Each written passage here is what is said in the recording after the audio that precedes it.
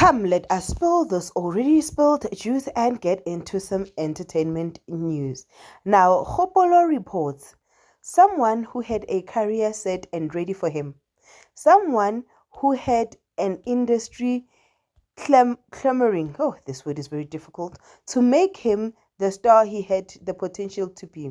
Fashion, music, television, influencing, post BBM, Big Brother Mzansi. The red carpet was rolled out for the GOAT, right? To take his place as a star. Aish, then. They are referring to Uthemba Broly based on the interview that some person that he knew or that is very close to him made an interview at Owami's channel. Now this is also trending on TikTok, on YouTube, on Twitter rather, right? And a few comments were from Unolwandle. I always get angry when I think about how big he would have been. This guy had everything going for him. He was bigger than the winner.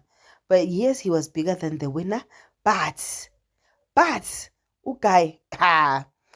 Then Usia said, many overlook the influence of ancestors in seeking justice. This is only the beginning.